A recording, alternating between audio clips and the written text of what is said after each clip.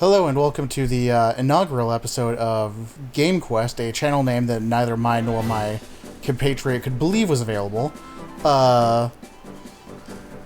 So let's get right into it. My name is Mike. And I'm Tony. And we're going to play some video games. We're going to be starting with a game called The Legend of Zelda: Ocarina of Time.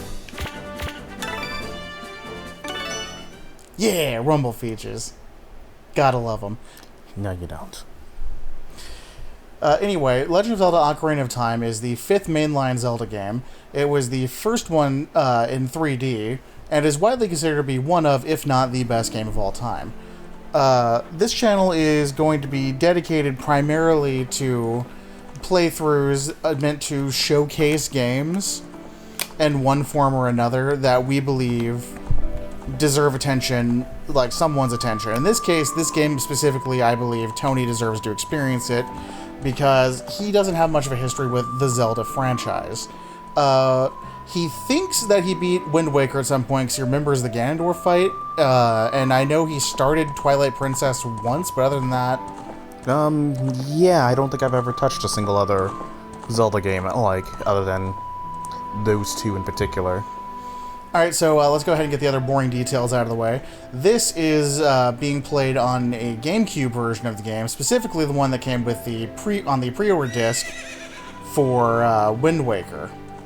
Because, hilariously, we could not get the regular N64 version to record, and then the collector's edition Zelda disc, which we also have access to, wasn't working either. This one, however, we have tested. We can play it, but we haven't made it out of the Kokiri forest yet, so we're just going to go ahead and start a new save file and take everybody with us for the whole journey.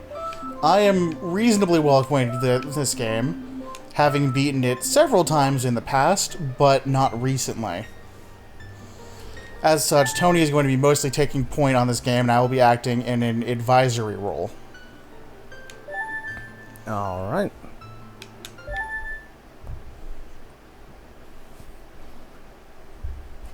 In the vast, deep forest of Hyrule, long have I served as a guardian spirit. I am known as the Deku Tree.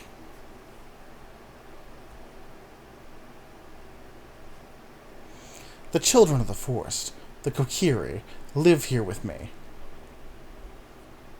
Each Kokiri has his or her own guardian fairy. However, there is one boy who does not have a fairy.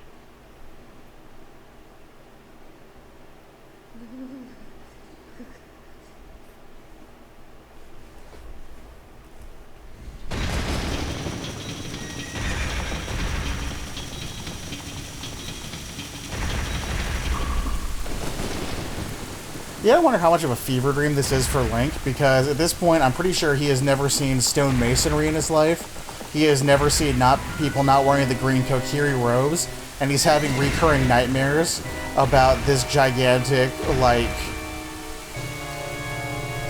angry Roger from Doug-looking dude riding a horse out, dressed in bondage gear, and beating him. Navi, Navi, where art thou? Come hither. I keep forgetting that this happens. What, the cutscene or my ridiculous expository voices? Your ridiculous expository voices. Oh, Navi the fairy, listen to my words, the words of the Deku Tree. Dost thou sense it? The climate of evil descending upon this rock? Climate? Like an actual climate? Are we gonna have to worry about chances of precipitating? Precipitating. Malevolent forces, even now, are mustering to attack our land of Hyrule. For so long, the Kokiri Forest, the source of life, has stood as a barrier, deterring outsiders and maintaining the order of the world. But, before this tremendous evil power, even my power is as nothing. It seems the time has come for the boy without a fairy to begin his journey. The youth whose destiny it is to lead Hyrule to the path of justice and truth. Navi, go now. Find our young friend and guide him to me. I do not have much time left. Fly, Navi, fly. The fate of the forest, nay, the world, depends upon thee. You have no idea how hard that was not to devolve into some kind of camp melodrama. I don't know why.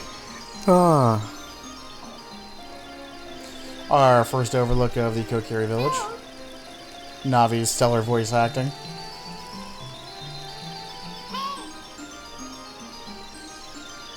It's just...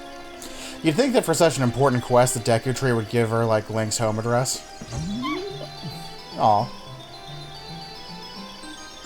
It looks like she already kind of knows where it is, just doesn't come here often enough to immediately know. Yeah, anyway, Navi's the best character in this game, and you will never convince me otherwise. Hello, Link, wake up. The great Deku... His eyes are open, he's faking. He knows what today is going to bring him. He's just like, I'll just stay in bed instead. Oh, no, I got someone in my room yelling at me. I'm just gonna... Hey, come on! Okay, so Navi Bogart is a thing, apparently. Yes. Fan art, please. Knuckles' destiny really depended on such a lazy boy.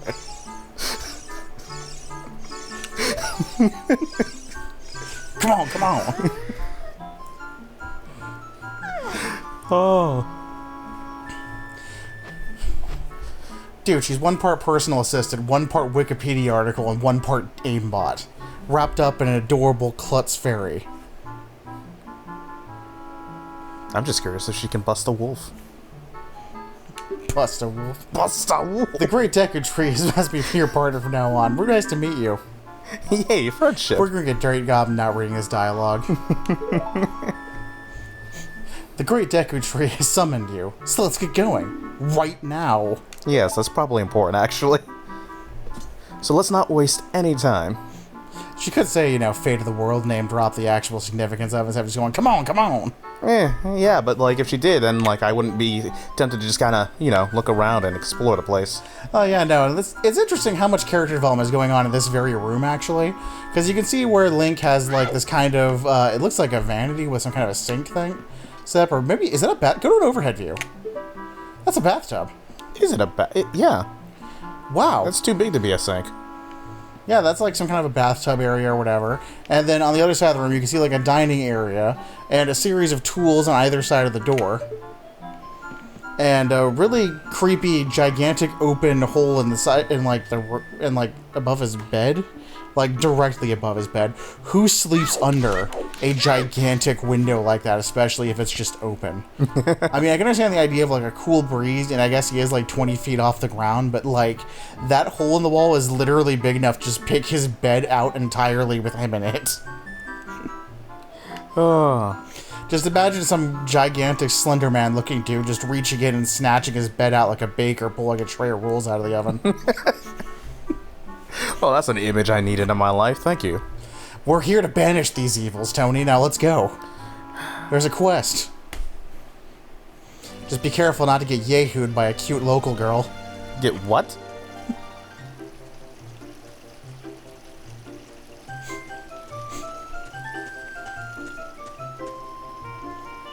Ah, dang it. I do not believe that you actually went there. Anyway, that's Saria, and I'm having a mild existential crisis because I can't actually remember when anyone explicitly tells you who Saria is. She's name-dropped, she exists. She is like one of 3 people in the forest who has her own character model. But like, can you highlight her with Navi? Huh? Like L target? Yeah, but you don't get Navi things, so you can't be like, this is your childhood friend, why are you asking me?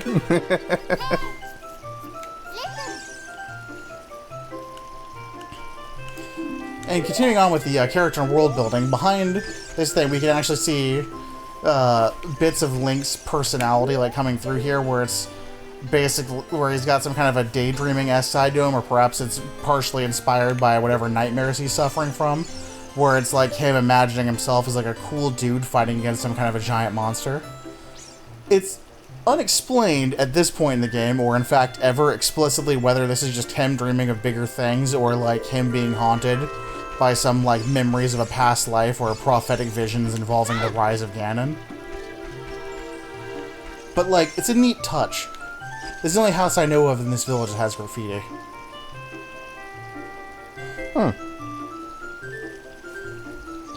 It's kind of a little adorable thing to look at. Yeah. It's the kind of thing that I expect to see, like, drawn on the sidewalk or driveway of a, like, house, just walking through a nice neighborhood. It's just a nifty thing that's there, yeah. Alright, let's talk to this girl. Wow, a fairy. Yeah, I have a fairy. Look Finally, at this blue little a fairy came klutz. to you, Link. Wow, that's great news. I'm so happy for you. Okay, laying out a little thick here, kid. Now you're a true Kokiri, Link. I guess it's a bigger deal, but you can sound a little less condescending.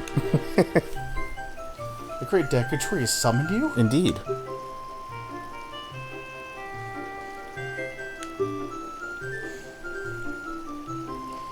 But here, go get going. Alright, I guess I'll go do that.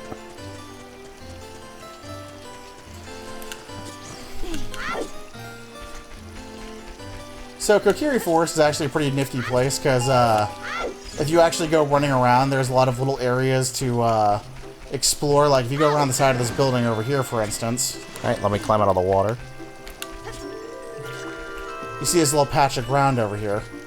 This doesn't mean anything to you now, but it's one of those things like the Sheikah Stones that has like greater significance later on.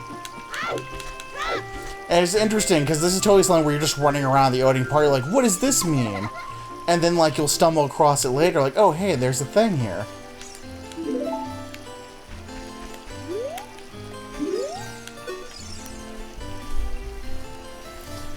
For those of you who haven't played the game, most of the characters here have some lore-friendly dialogue explaining basic mechanics of the game, or just telling you basic stuff like why you're not supposed to leave the forest area. So it kind of forces you to go through like the first dungeon and check things out before you actually go on your adventure for real.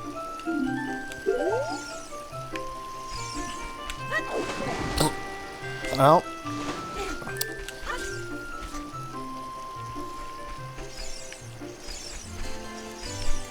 his electric slide is too powerful. We apparently must speak to this angry man. Hey you, Mr. No Fairy. What's your business with the Great Deku Tree? Is this what you do? Do you just stand here all day instead of being a productive member of society? Anyway, this is, Mito, or Mito. I'm not sure how you're supposed to pronounce it. I'm going to say Mito because it sounds ridiculous and I don't like him. So if his job is literally just to basically keep people from going in here, like going in here, does that make him a glorified secretary? Well, no, because the thing is like, there's nothing saying he has to be here. The only people who should be coming through here are people he can't stop and Kokiri, who are the beloved children of the Deku Tree. Without a fairy, you're not even a real man. Is that the qualifier? I think that might be the qualifier. Well, unfortunately for you, you can see I'm a big manly man now. So says my sidekick, like Navi Bogard.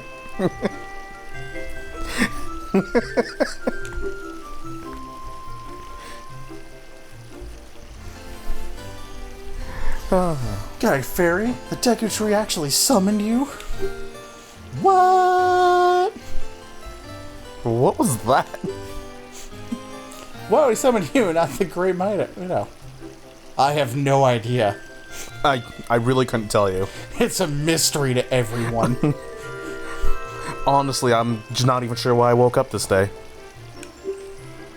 Maybe it has something to do with the fact that basically you're out here freaking practicing your MC Hammer impression, and I've actually, like...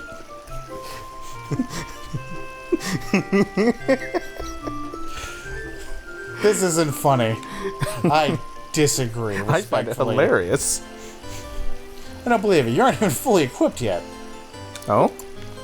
I think you're gonna help the Great Deku Tree without both a sword and shield. Okay, so... Well, I guess that's a fair What point, do you bud. think he's sending me on an errand for that I would need to come strapped, for one?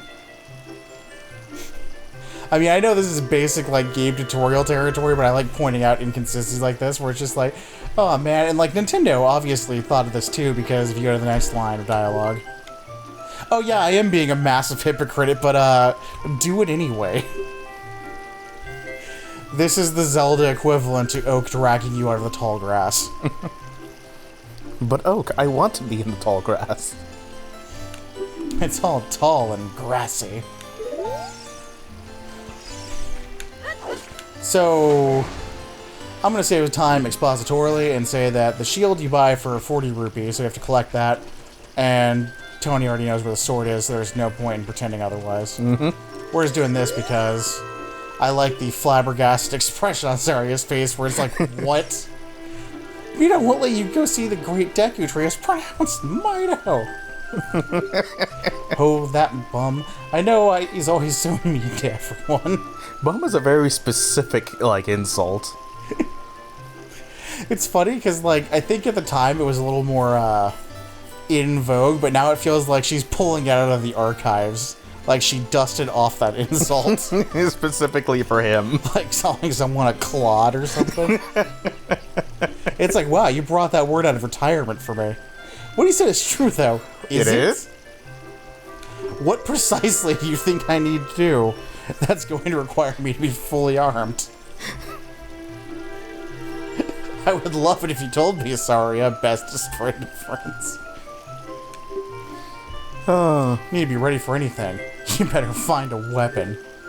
You can buy a shield at the shop, but there is only one sword hidden somewhere in the forest. Yeah, about that. Why is there exactly one sword in the forest? I feel like, yeah, right? I feel like there should be either several swords or no swords at all. Yeah.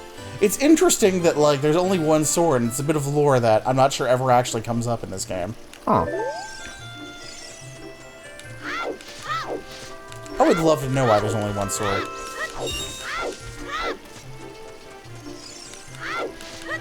Maybe that's something we can discover later.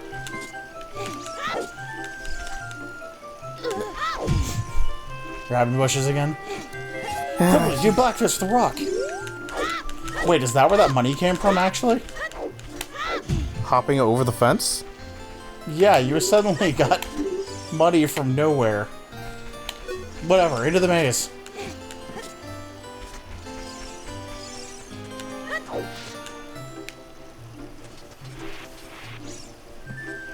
And go crawling.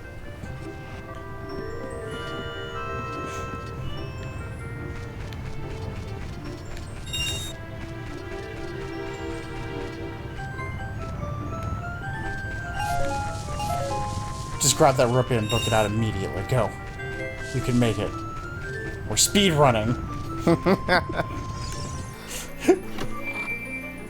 I'm almost certain I've seen a speed run of this game that is already in the final dungeon. We've been playing this for almost 15 minutes. Oh yeah, this would be like a terrible speedrun. This is the hidden treasure of the Kokiri, but you can borrow it for a while.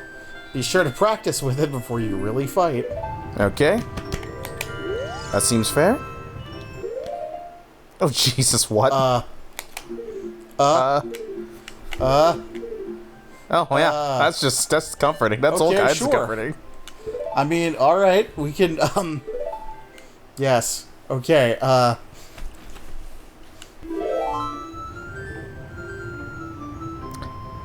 Right, so everything's fine now. we're just gonna pretend that didn't happen? Yeah. What if it happens again?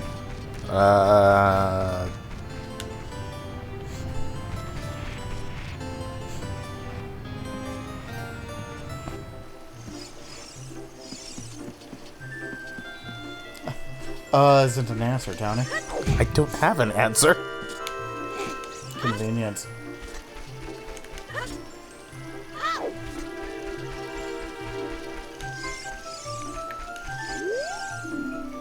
Yeah, this is Saria's house. No, I don't think I've ever actually gone in here.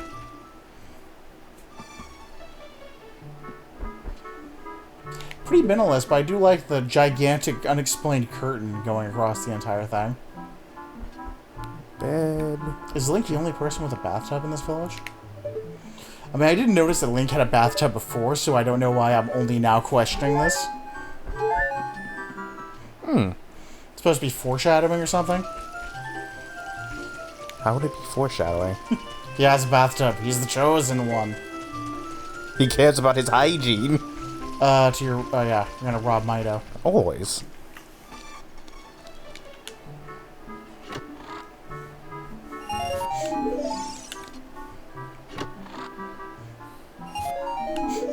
I like how planned out and deliberate this is. What? You can literally just go and get the last 5 rupees out of the other place, so it's just like... We're ready for the shield now. Also, Mido's house. I want to go ahead and, like, make fun of this guy real quick. Can you go to an overhead view, please? His house consists of, in no particular order, a gigantic podium that's only purpose is to look down upon people, as far as I can tell, a red carpet leading up to said podium, 4 chests scattered awkwardly through the middle of the room, a bed shoved into one corner, which is miscellaneous goods scattered between them. And like a place to eat, looks like. New theory. Mido is a Minecraft Let's Player.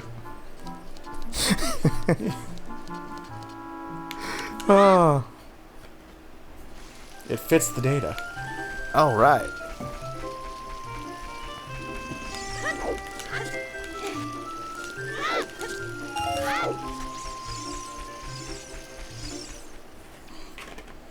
Quickly, rob the shopkeeper. Yeah! Thank you for your contribution. I shall now be taking this. Fun fact, the girl in the corner strip tells you that you're dumb if you buy anything here. Other than the shield. She's like, all this stuff is just stuff you can grab lying around. Nah. No, I don't want to buy anything else. Why does this shop exist? To sell you a shield. And for people who are too lazy to go out and gather stuff. Okay, so it happened again. Alright, so, this is just gonna be something that we're gonna have to live with, I think. This is gonna mildly startle us in every episode, isn't it? Like, we're gonna finish recording this, we're gonna come back to this in a day or two to record a couple more episodes, you're gonna pause the game, and we're gonna start screaming. Oh, we haven't started screaming yet. It was just getting kind of... Yeah, but that was like 10 seconds ago. We equipped a sword. What are you... House of Twins. Just twins? Okay.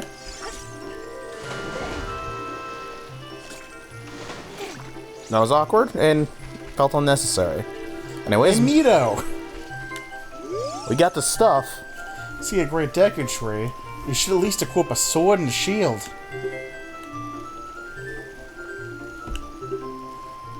Deku shield. Yeah. What's that? Is that the Kokiri sword? Yeah, only sword in the forest. Hard to find. Yeah. You want to keep trying to stop me? I take a moment to point out that, I have the only sword in the forest.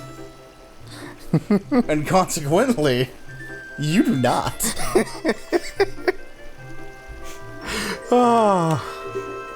Good grief! That dated this. Mido is here from the 1940s. Well, even with all that stuff, I'm still a wimp, huh? I mean, yeah, I think that's why the Deku Tree is sending me. Oh my god. The great Mido will never accept you. This is a tactical error, my friend. Every person in this village has either been incredibly warm and supportive of me, or has specifically been in a bad mood and said it's because they hate you. I don't... If you say it's him or me... I just don't understand you, Mido. I'm sitting here, basically, literally, with an actual sword, and you're sitting here going like, yes, but I hate you. Oh, man. How'd you get to be the favorite of Saria, the great Deku Tree, huh? Huh? Well, I mean, maybe it's because I actually contributed to society instead of practicing the electric slide in the hallway. So clearly I do chores and woodwork of some sort. Alright. Alright. So I'm mildly curious about... About what? About, the, Great Deku Tree. Yeah? Or, I mean, the, Kokiri, specifically. Mm-hmm. Because Kokiri, the way it's structured, sounds like it could be an actual Japanese word to me, just for how their syllable structure works. And I'm mildly curious if that's like an actual thing in Japan, like it means something. Or it's a... Ah, fuck. That was a stationary enemy. I couldn't see it from my angle. Well, I mean, you should have known where it was located from where you saw it moments before. Object permanence is your friend. Great Deku Tree, I'm back. And I brought Lunk. Lunk? Oh, Navi, thou hast returned. Link. Well, oh shit, his name's Link. Welcome. Believe you. Listen carefully to what I, the Deku Tree, am about to tell thee.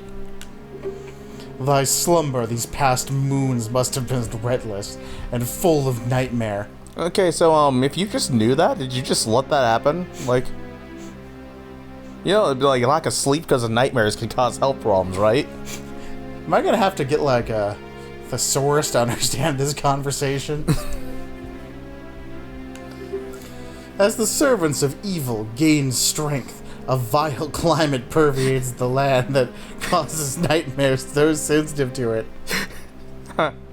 So I guess that joke wasn't as silly as we thought. We have a malevolent storm front approaching. Verily, thou hast felt it. Link, the time has come to test thy courage. Okay.